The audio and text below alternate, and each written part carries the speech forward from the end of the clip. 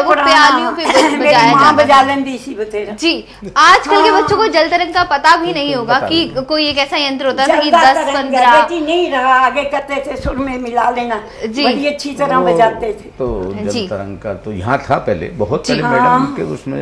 Madam अब तो पंजाब में चले चल बेटा आगे को आएंगे, जिनको छोटे से बच्चे का जल तरंग जो आके दिखा। जी जरूर, मेरे सभी दर्शकों को बहुत अच्छा लगेगा कि अगर आप जल तरंग सुनाएंगे, क्योंकि मेरे को याद है जब मैं 2nd क्लास में थी तब दूरदर्शन पे एक ऐड आया करती थी और उसमें एक लंबे बालों वाले अंकल बजाते थे कटोरियां बजा के, जो बहुत अच्छा लगता था उसे सुन के। जब हम लोग बड़े हुए, हमने नेट पे सर्च किया कि वो क्या होता है, तो एक लाइन पढ़ के बहुत दुख हुआ कि ये लुप्त होने जा रहा है। जल्दी तरंगा, कटोरियां छोटियां, ऊंचा स्वर है। हाँ। जी बिल्कुल। पानी इतना कम करना, एक बूंद का फर्क पड़ता है। नी शुद्ध साफ, बहुत म्यूजिक सेक्शन बहुत। जी अंत में यही निकल के आ रहा है। तो मैडम ने जो अभी बात की जी, और सर ने भी सर ने बात की थी कि एक तो लगन जी, दूसरा हेरिडिटी जी। अब जैसे लगन की बात है, मैं 3-4 साल का था तो उसमें एक हमारे गांव मोहम्मदन लेडी थी और उसको हम ताई कहते थे, ताई मजीदन।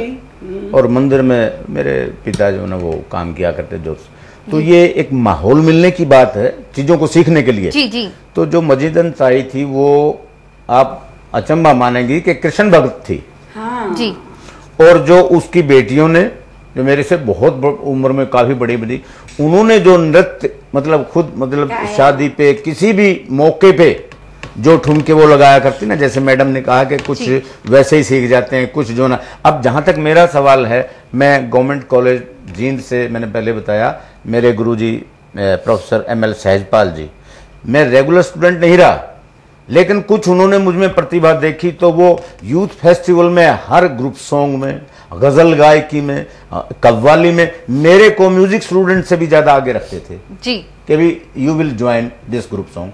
हर साल पंजाब यूनिवर्सिटी हुआ करती, तो उसमें यह कि लगन माहौल मिले। अब माहौल मुझे उस रूप में मेरे गुरुजी के माध्यम से मिला जी। लगन वो थी, बेसिक हेरिडिटी में थी, क्योंकि पिताजी ढोलक बजाते थे, मुझे भी बंसरी का बड़ा वो रहा है, मैंने सीखी है। और फिर तबला और थोड़ा सा मतलब इसका ढोलक का भी मुझे ज्ञान। अब मैं रेगुलर स्टूडेंट नहीं हुआ तो मैडम ने एक बात बहुत अच्छी कही कि कुछ एक मतलब ऐसे गुरुजन मिल जाते हैं, ऐसा माहौल मिल जाता है, उसमें रेगुलर स्टूडेंट से भी ज्यादा मतलब पकड़ बन जाती है कुछ है बिल्कुल यहाँ तक सीखने का। तो सर अगर संरक्षण की बात की जाए और आपसे मैं ये प्रश्न करूं कि अगर आप किसी एक पौराणिक वाद्य यंत्र को बचाना चाहेंगे तो आपकी नजर में आप किसे चुनेंगे? देखिए अभी यंत्र तो बहुत हैं, फिर भी कोई एक जो आपको लगे कि हाँ मेरे हिसाब से जो आपका प्रिय हो और जिसे आप संरक्षित करना चाहते हैं, क्योंकि आज के समय में खत्म हो रही, इलेक्ट्रॉनिक जो म्यूजिक है वो बहुत आ चुका है, सॉफ्टवेयर का बहुत अच्छे से यूज हो रहा है। जहाँ पे हमारे सुर खराब हो रहे हैं, हम वहाँ पे सॉफ्टवेयर के थ्रू से चेंज कर लेते हैं,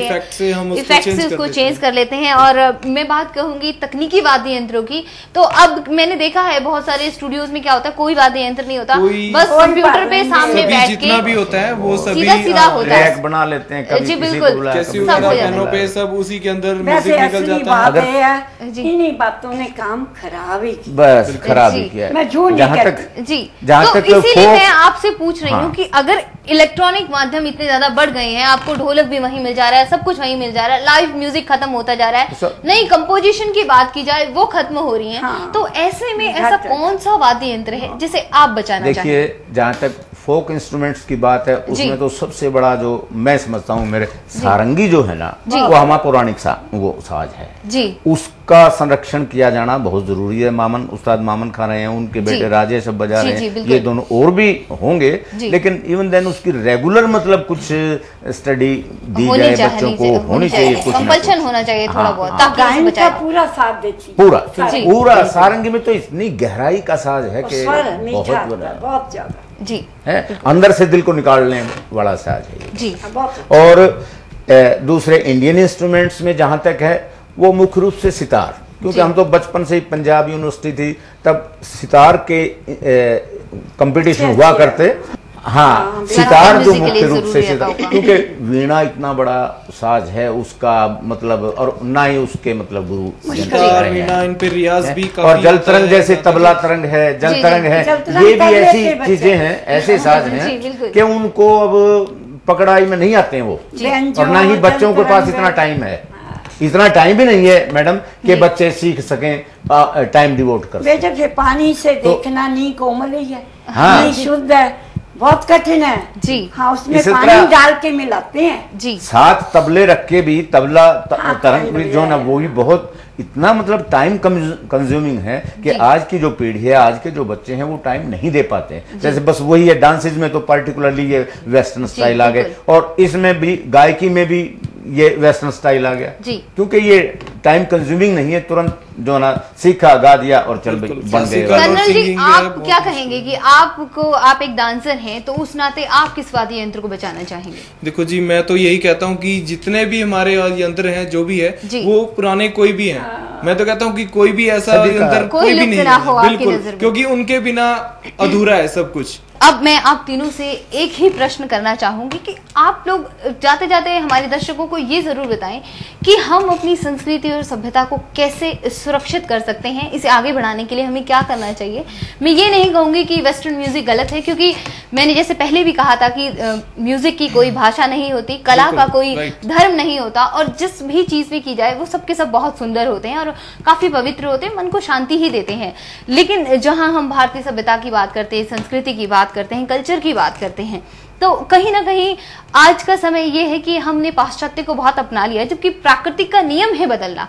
पर क्या आप लोगों को लगता है कि हमें इतना बदल जाना चाहिए कि हम अपनी जड़ों से दूर हो जाएं? मैं मन मार के सिखाना पड़ेगा, बहुत कठिन है जी, बिल्कुल, जान निकल जाती है।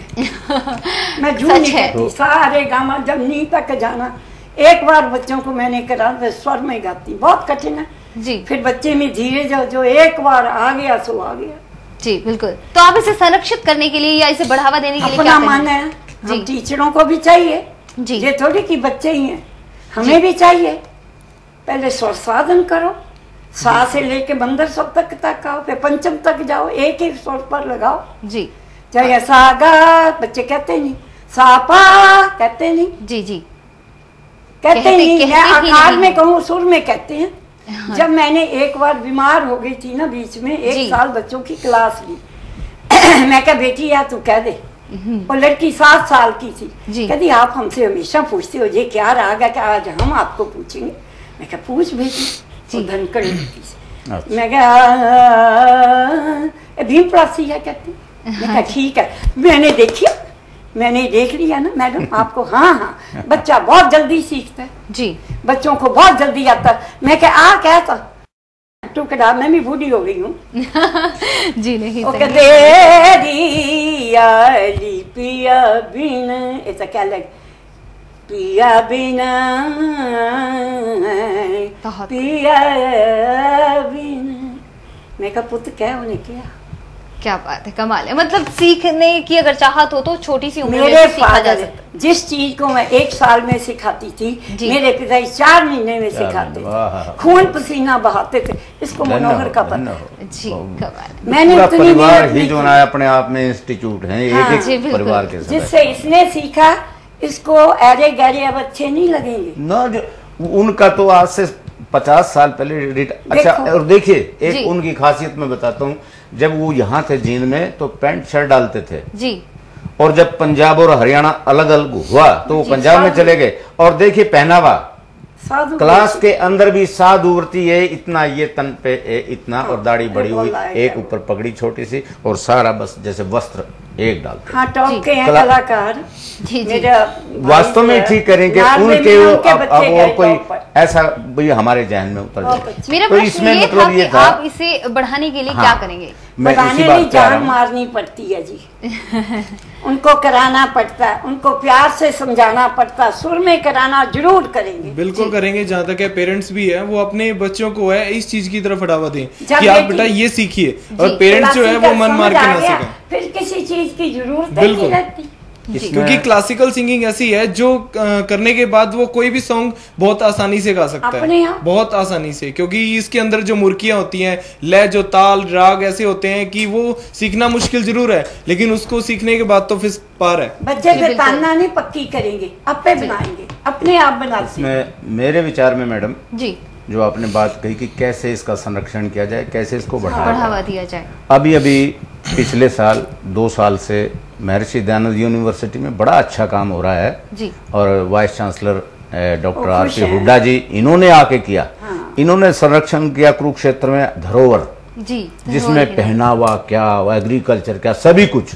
उसके बाद जब यहाँ आए तो उन्होंने बहुत, इनकी समझ में तो डाल देता हूँ इनकी समझ को, इन्हीं का ये पैटर्न है, उसके इनका आइडिया है कि हमारी जो फोक ट्रेडिशंस हैं जी, क्योंकि ये आधार हैं हमारे कल्चर के, फोक ट्रेडिशंस एंड फोक फेस्टिवल्स जी, उन पे इन्होंने एक प्रोजेक्ट किया। मुझे डायरेक्ट लगाया था, तो वो 2 साल तक मैंने, जैसे संक्रांत है हमारा कितना मीठा त्योहार, तीज का त्योहार है कितना मीठा, तो पंजाब में भी तियां बोलते हैं, बिल्कुल जी, बिल्कुल कितना मीठा पर्व है ये। और गोगा पीर एक फेस्टिवल है, होली, दुल्हनडी, दिवाली, ये सब, और जो विवाह शादी पे भी बनाया है। 6 सीडीज बनी है अभी, 6 प्रोजेक्ट तैयार किए हैं। तो ये विशेष रूप से पूरा का पूरा फोक कल्चर, तो जब तक हम फोक कल्चर को हम संरक्षित नहीं करेंगे, प्रिजर्व नहीं करेंगे, उसको प्रमोट नहीं करेंगे, चाहे कितना ही हम किसी उसमें वेस्टर्न में ले लें, लेकिन वो टेम्परेरी होगा सारा जी, बिल्कुल। तो जब तक हमारा फोक देश जो होना नहीं बनेगा, ट्रेडिशन जो हमारा कल्चर है ट्रेडिशनल जी जी, उसको बच्चे को दर्शन नहीं कराएंगे, नॉलेज नहीं कराएंगे, वो इसी प्रकार से होगा जैसे एमडीओ ने बहुत अच्छा प्रयास किया है। आपके कहने का अर्थ ये है कि हम अगर अपने फोक को बचाएं, ट्रेडिशन को बचाएं, ट्रेडिशंस को बचाएं, तभी ये बैठी ट्रेडिशंस हमारी, शुरू क्लासिकल वही से फोक पर, ये हमारी ट्रेडिशंस हैं, ये बनी बनाई ट्रेडिशंस हमारी। जब तक हमारा बच्चा इन ट्रेडिशंस को, इनको ना जान पाएगा कि हमारे पूर्वज कैसे थे, उनके आचार विचार क्या थे, गायकी कैसी थी, डांस कैसा था, नृत्य कैसा था, बातें कैसी थी, जब तक हमारा बच्चा आज की जो पंजीरी बोलते हैं उसको, आज का जो बच्चा है वो हमारे पूर्वजों के बारे में, प्रकृति के बारे में वो नहीं जान पाएगा, तो बहुत मुश्किल है।